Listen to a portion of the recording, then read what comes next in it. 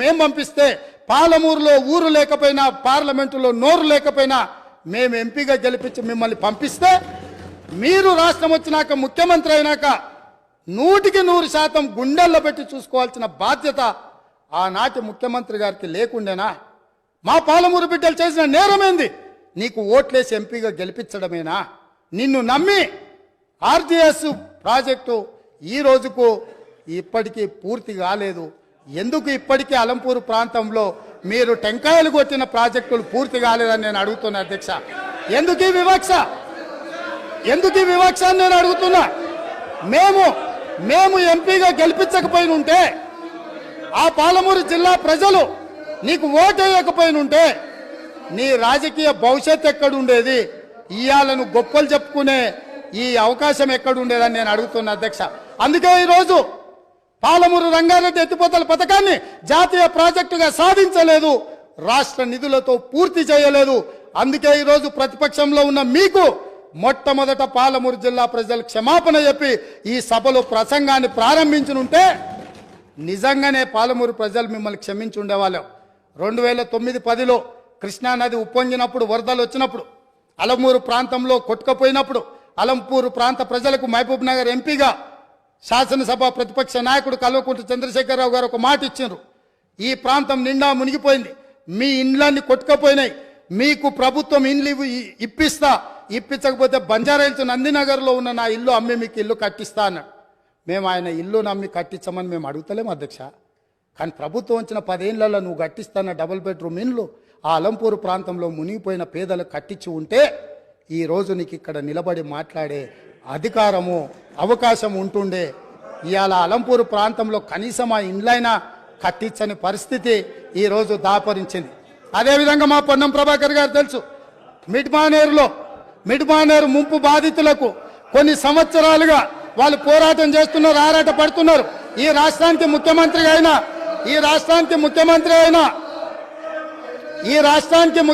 అయినా చంద్రశేఖరరావు గారు మిడ్మానేరు ప్రాంత పర్యటనకు పోయిండు. ఏం మాట్లాడిండు? రాజన్న ఆ ప్రాజెక్టులకు అక్కడికి వెళ్ళి, నేను మీ ఊరు అల్లుడిని, మీరు మిడ్మానేరులో ముంపు బాధితులు, మీ అల్లుడు ఈరోజు తెలంగాణ రాష్ట్రానికి ముఖ్యమంత్రి అయిండు, మీకు అందరికీ న్యాయం చేస్తా, మీకు R&R ప్యాకేజ్ ఇస్తా, మీకు ఇండ్లు కట్టిస్తాని స్వయంగా తెలంగాణ రాష్ట్ర ముఖ్యమంత్రిగా నాడు చంద్రశేఖరరావు గారు అక్కడికి వెళ్ళి మాట ఇచ్చిండ్రు. నేను ఈరోజు మిమ్మల్ని అడుగుతున్నా అధ్యక్ష, ఈ రోజు వరకు వాళ్ళు మళ్ళీ అదే వంట వార్పు చేస్తున్నారు, అదే రాస్తారోకలు చేస్తున్నారు, అదే ధర్నాలు చేస్తున్నారు. ఇదే పోలీసులు ఉమ్మడి రాష్ట్రంలో లాఠీ చార్జ్ చేసిన పోలీసులు వాళ్ళ మీద లాఠీ చార్జ్ చేస్తున్నారు. మా మంత్రి పొన్నం ప్రభాకర్ గారు ప్రతి నెల నిరసన కార్యక్రమాన్ని ఇప్పటి వరకు నిరసనలు కొనసాగిస్తూనే ఉన్నాడు. అన్నీ ఉన్న అల్లుడు నోట్లో శని ఉందన్నట్టుగా ఆ మిడ్మానేరు ముంపు బాధితులకు 10 ఏళ్ళైనా న్యాయం జరగలేదు. ఇది న్యాయమా? ఇదేనా ఈ రైతులను ఆదుకునేదని నేను అడుగుతున్నా అధ్యక్ష. అదేవిధంగా R&R ప్యాకేజీలో ఇండ్లు కోల్పోయిన వాళ్లకు, పేదవాళ్లకు ఇండ్ల పట్టాలు ఇస్తారు అధ్యక్ష. ఆ ఇండ్ల పట్టాలు రాజ్యసభ సభ్యులు జోగిన్పల్లి సంతోష్ కుమార్ 250 గజాలు ఇండ్ల పట్ట వారి పేదోడి కింద పట్ట తీసుకున్నాడు అధ్యక్ష. వారి సోదరిమణి నేను పేరు ప్రస్తావించదలుచుకోలేదు, ఎప్పుడో పెళ్ళైపోయి అత్తగారింటికి వెళ్ళిపోయినా వారి సోదరిమణికి కూడా ఇళ్ల పట్టాలు ఇచ్చారు అధ్యక్ష తెలంగాణ రాష్ట్ర ప్రభుత్వంలో. R&R ప్యాకేజ్ పేదలకు, అత్యంత నిరుపేదలకు ఇవ్వాల్సిన ఈ ప్యాకేజీలో ముఖ్యమంత్రి గారి కుటుంబమే నిబంధనలను ఉల్లంఘించి R&R ప్యాకేజీలో ఇళ్ల పట్టాలు కూడా తీసుకున్నారంటే, ఇంకా కూడా అక్కడ నిలబడి మమ్మల్ని దోషులుగా నిలబెట్టడానికో, ఉమ్మడి రాష్ట్రంలో సమైక్య పాలనలో జరిగిన తప్పిదాల గురించి ప్రస్తావించి మమ్మల్ని నిలదీయాలన్న ఆలోచన ఇది ఏ మేరకు సమంజసము అధ్యక్ష? మీరు ఒక్కసారి ఆలోచన చేయండి. అందుకే అధ్యక్ష నేను అనేది, ఒక్కసారి ఈ సభలో మాట్లాడాలి అంటే ఆత్మ పరిశీలన చేసుకోండి, గుండెల మీద చెయ్యి పెట్టుకోండి. మేం మాట్లాడుతున్న దాంట్లో న్యాయం ఉందా? మేం మాట్లాడుతున్నది ప్రజలు గమనిస్తున్నారు. ప్రజలు ఇంకా మమ్మల్ని ఇక్కడికైనా ఉంచినరు, ఇది కూడా ఉండాలనా లేదా అని ఇవాళ మీరు ఆలోచన చేయాల్సిన అవసరం ఉంది అధ్యక్ష. అదేవిధంగా కాంగ్రెస్ పార్టీ గురించి, ఇందిరమ్మ రాజ్యం గురించి, ఇందిరమ్మ రాజ్యం అంటే ఇదా అదా అని వారు మాట్లాడారు.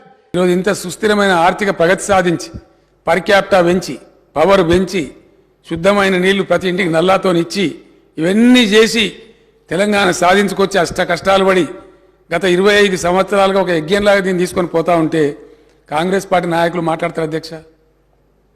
కేసీఆర్కి పిండం పెడతాం, ఇవన్నీ చేసినందుకు నాకు పిండం పెట్టాలా? ఈ తిప్పల పడ్డందుకు ఆ పిండం పెట్టాలా? మీ వల్ల కాని పని మీ నాయకులు ఎంతరో మంది ఎన్ని చూపి పారిపోయినటువంటి తెలంగాణ ఉద్యమాన్ని నేను భుజానేసుకొని అనేక కష్టాలు పడి దీక్షలు చేసి చివరికి నా చావు మీద తెచ్చుకునేంత ప్రయత్నంలో తెలంగాణ తెచ్చిపెడితే మీకు పిండం పెడతామంటే ఎవరు హర్షిస్తారు అధ్యక్ష? ఇదేనా సంస్కారం? ఇదొక పద్ధతి, ఇదొక పార్టీ, దీనికో లెక్కన? చాలా బాధ కలుగుతుంది అధ్యక్ష, దుఃఖం వస్తుంది. ఎందుకంటే ఏందండి నాకు అర్థం కాదు. ఇది పూర్తిగా ఎటుపడతాడు నోరుంది కదా అని విచ్చలవిడిగా మీ పార్టీల నియంత్రణ లేకపోవచ్చండి, కానీ సంఘం చూస్తుంది కదా, సమాజం చూస్తుంది కదా. నన్ను అడుగుతున్నారు మొన్న రాహుల్ గాంధీ ఏదో ఒక మాట అందరికి మోడీ పేరే ఉన్నదంటే 2 సంవత్సరాల జైలు శిక్ష విధించారు అధ్యక్ష. అఫ్కోర్స్ నిన్న సుప్రీంకోర్టు స్టే ఇచ్చింది, సభ్యత్వం కూడా తీసేసిండ్రు. మేము ఆ చర్యలు తీసుకోలేమానండి? మేము తీసుకోకపోదుమా? మీరు ఏదో స్వేచ్ఛ కావాలి, స్వేచ్ఛ ఇచ్చినాం, మేము చాలా లిబరల్గా ఉంటున్నాం, డెమోక్రాటిక్గా ఉంటున్నాం, అన్ని రకాలుగా బాగుంటున్నాం. లేకపోతే మీరు అట్లా మాట్లాడిన దానికి మీ తాట తీసే పరిస్థితి ఇష్యూ కాదు కదా గవర్నమెంట్ అనుకుంటే. కానీ మీరంతా ఆ విధంగా ఇష్టం వచ్చిన అడ్డగోలు మాట్లాడినా మేము సంయమనం పాటిస్తున్నాం. మేము ఇది పోలీసులు ఉసుగొలుపుతలేం, ప్రజలే తీర్పు చెప్తారు రేపు పొద్దున అనే ఉద్దేశంతో మేము ముందుకు పోతా ఉన్నాం. కానీ బాధ మాత్రం కలుగుతుంది అధ్యక్ష. ఎక్కడ ఏం చేయని వాళ్ళు తెలంగాణ ఉద్యమం జరుగుతున్న దాని మీదకి తుపాకులు తీసుకొని పోయిన వాళ్ళు మాట్లాడతారు అధ్యక్ష. ఇలా 2 పార్టీల అధ్యక్షులు అధ్యక్ష.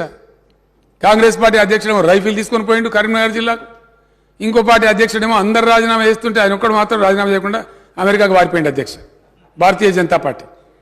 ఆ ఉన్న ఒక వ్యక్తి ఎన్ఎల్ లక్ష్మీనారాయణ నిజామాబాద్ టౌన్లో ఆయన ఉండే, ఆయన రాజీనామా చేసిండు అధ్యక్ష. మమ్మల్ని నమ్మి రాజీనామా చేస్తే నేను స్వయంగా పోయి, నేను అప్పుడే దీక్ష నుంచి విరమించుకొని వచ్చిన, నాకు ఆరోగ్యం బాగా లేకున్నా ఆయన కోరిన టైంలో 4 PM రావాలని చెప్తే నేను పడుకుంటా లేసుకుంటా 4 PM పోయి వీళ్ళ ఆనాటి పెద్ద లీడర్ వీళ్ళ దాంట్లో డి శ్రీనివాస్ గారని ఆయనను ఓగొట్టి మళ్ళీ లక్ష్మీనారాయణ గారిని సిన్సియర్ గెలిపించిన అధ్యక్ష. ఇవన్నీ కూడా జరిగినాయి అధ్యక్ష, ప్రజల ముందే జరిగినాయి. ఇవన్నీ చాలా బాధ కలుగుతుంది అధ్యక్ష, దుఃఖం వస్తుంది. ఇంత చేసి పెట్టి రాష్ట్రాన్ని ఒక తువ్వలో పెట్టి. ఒక్క నిమిషం ప్లీజ్, ఒక్క నిమిషం ప్లీజ్. మీ జన్మలు ఆలోచించారా దళిత బంధు ఇవ్వాలని? మీ ఇండియన్ నేషనల్ కాంగ్రెస్ కనుక స్వతంత్రం వచ్చిన తెల్లారే దళితుల వృద్ధి గురించి పనిచేసి ఉంటే ఇలా దళిత బంధు ఎందుకు ఇవ్వాల్సి వచ్చేదండి? దయచేసి ఆత్మవిమర్శ చేసుకోండి, మమ్మల్ని అన్నాడు కాదు. మేము ఇలా దేశానికి ఒక దిక్సూచిగా ఉన్నాం అధ్యక్ష. నేను మహారాష్ట్రకు పోయి నేను మాట్లాడుతుంటే అక్కడ వేణువుల్లో కొనియాడుతున్నారు మీ తెలంగాణ మోడల్ మాకు కావాలని చెప్పి. వేరే రాష్ట్రాలలో దేశమంతా వీ వాంట్ తెలంగాణ మోడల్ అంటుంటే ఇక్కడ ఉన్నోళ్ళు మాత్రం ఇంత మంచిగా జరిగిందని కనీసం ఒక మాట హర్షించకపోగా ఉల్టా తూలనాడడం, దూషించడం, పిండం పెడతాం గండం పెడతాం అని మాట్లాడడం. తెలంగాణ ప్రజలు నా మాటలు వింటున్నారు అధ్యక్ష. వచ్చే ఎన్నికలలో ఎవరికి పిండం పెట్టాలో ఇప్పుడు ప్రజలు నిర్ణయించాలి అధ్యక్ష.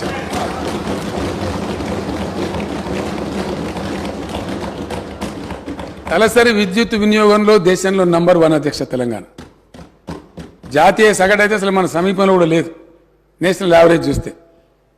అతి తక్కువ సమయంలో విద్యుత్ ఎక్కడిది అధ్యక్ష? కాంగ్రెస్ హయాంలో విద్యుత్తు మొన్న కూడా వీళ్ళ కడుపుల సంగతి బయట పెట్టింది. ఇస్తామని చెప్పింది 9 గంటలు, ఇచ్చేది పొద్దాగా 3 గంటలు, రాత్రి 4 గంటలు. ఆడికో ఈ షాకులు కొట్టి సావా, పాములు గారి సావా, వందల మంది రైతులు చచ్చిపోయారు అధ్యక్ష. పెద్ద దానికి ఇవాళ 24 గంటల కరెంట్ ఇస్తుంటే దాని మీద కూడా అడ్డగోలుగా మాట్లాడతారు అధ్యక్ష. వాళ్ళకున్న అలవాట్లే ఇతరులకు ఉన్నాయనుకుంటారు.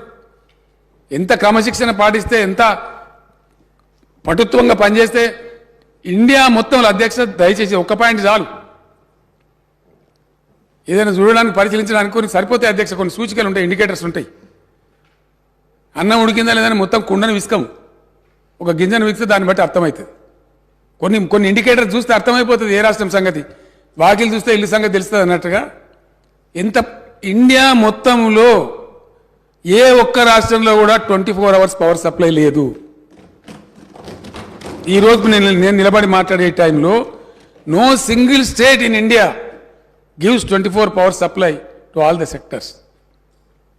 అప్పుడు ఎట్లా అధ్యక్ష? కాంగ్రెస్ రాజ్యంలో పేలిపోయే ట్రాన్స్ఫార్మర్లు, వందల కొద్ది కాలిపోయే మోటార్లు ప్రతిరోజు అధ్యక్ష, ఒక రోజు కాదు.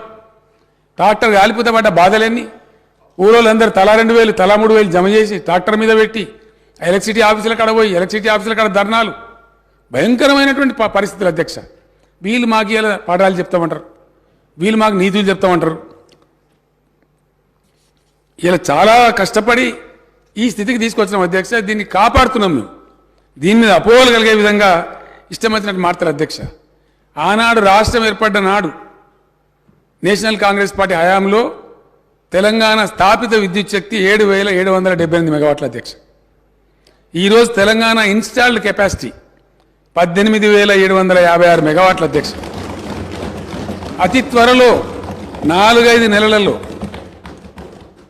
దేశంలోనే నంబర్ 1గా పబ్లిక్ సెక్టర్లో స్థాపించిన number 1 ultra mega power plant ఇండియాలో నంబర్ 1 అధ్యక్ష. ఏ రాష్ట్రం సాహసం చేయలే. ఈవెన్ ఎన్టీపీసీ కూడా తర్వాత వచ్చింది.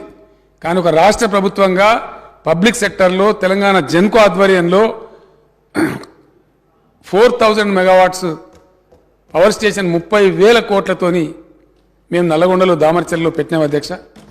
అక్కడ మా ఎమ్మెల్యే భాస్కరరావు గారు, ఆ జిల్లా మంత్రి విద్యుత్ శాఖ మంత్రిగా ఉండి మా జగదీష్ రెడ్డి గారు, సౌత్ తెలంగాణలో మేము ఎంత న్యాయబద్ధంగా పోతామంటే అధ్యక్ష, కాకతాళీయంగా తెలంగాణలో ఉండే పవర్ స్టేషన్స్ అన్నీ కూడా ఉత్తర భాగంలో ఉన్నాయి అధ్యక్ష.